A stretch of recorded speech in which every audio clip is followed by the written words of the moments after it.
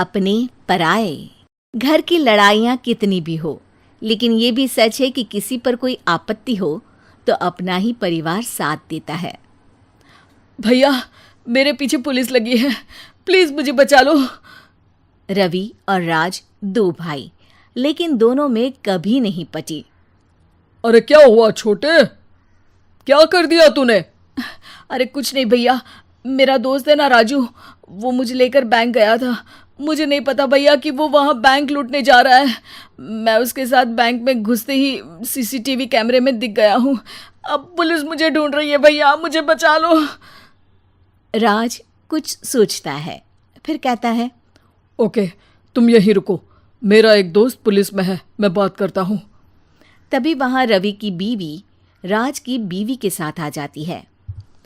तुम लोगों के घर जब तक पुलिस का आना जाना है, बच्चों को यहीं छोड़ दो, उन पर असर ठीक नहीं पड़ेगा। तभी वहां पुलिस आ जाती है। चलो चलो, कौन है रवि, थाने चलो। मैंने कुछ नहीं किया, मुझे कुछ नहीं पता। अरे वो तो पुलिस स्टेशन चलकर ही पता चलेगा कि कुछ पता है कि नहीं, चलो।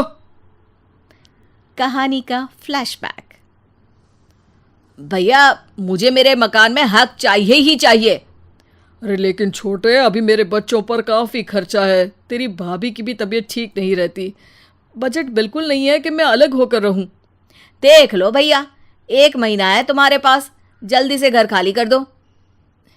अरे कैसी बात कर रहे हैं भैया, मेरे शरीर में अभी इतनी हिम्मत भी नहीं कि घर को खाली करें। तो क्यों अपना पोषण बेचा भाभी?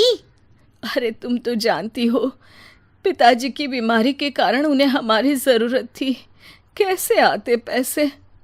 ससुर जी तो बूढ़े थे भाभी, उनकी बीमारी में भी पैसे लगाना कौन सा अकल का काम था। तो क्या पिताजी को मैं मरने के लिए छोड़ देता? अरे रवि, तू तो समझ, पापा को हमारी ज़रूरत थी, उन्होंने हमारे लिए हर वो काम किया जिससे हमें खुशी मिले। बैक टू रवि, जो जेल में बैठा है। ये मैंने क्या कर दिया था? मैं ना पिता का हुआ ना ही भैया का। मेरे साथ जो हो रहा है ठीक ही हो रहा है। तभी वहां पुलिस वाला आता है। रवि, तुमसे कोई मिलने आया है। भाभी, आप यहाँ क्यों आई? पुलिस स्टेशन है ये भाभी। भैया, आपकी जगह मेरा भाई होता तो क्या मैं नहीं आती? अच्छा, ये खाना ले लीजिए, खा लीजिएगा। आपके भैया लगे हैं वकीलों और पुलिस वालों से बात करने में, डरने की कोई बात नहीं। जब आपने गुनाह किया ही नहीं तो सज़ा भी नहीं मिलेगी। रवि भाभी को देखकर रोने लगता है।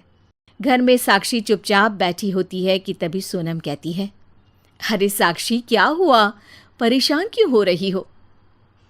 भाभी, अभी अभी पुलिस स्टेशन से खबर आई है, इन्हें बड़े जेल में शिफ्ट किया जा रहा है। मैं क्या करूंगी भाभी?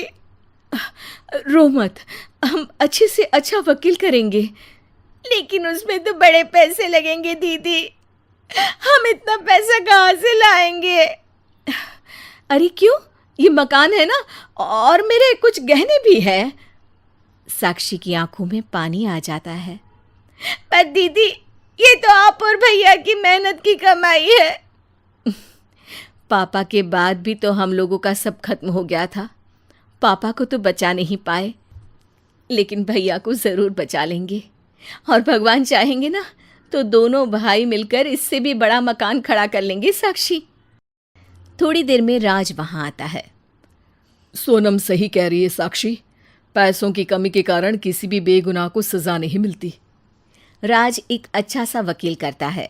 सोनम और साक्षी बचाए पैसे और अपने गहनों को बेचकर रवि का केस लड़ते हैं और जल्द ही रवि जेल से बाहर आ जाता है।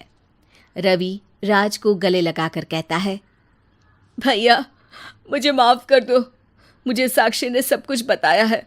भैया, आपने मुझ पर विश्वास किया, मेरे लिए दिन रात मेहनत की, भाभी ने अपने गहने तक बेच दिए। भैया, आपने तो पापा के लिए भी पैसे नहीं देखे, लेकिन मैं बहुत ही सेल्फिश निकला। भैया, एक आखिरी बार मुझे माफ़ कर दो, मैं शर्मिंदा हूँ। अरे भाई, अपने तो अपने ही होते हैं, पापा ने हमारे लिए क्या नहीं किया ये तुम्हें बताने की ज़रूरत नहीं है मुझे। और फिर तू तो मेरा भाई है, पैसे से बढ़कर रिश्ते होते हैं भाई।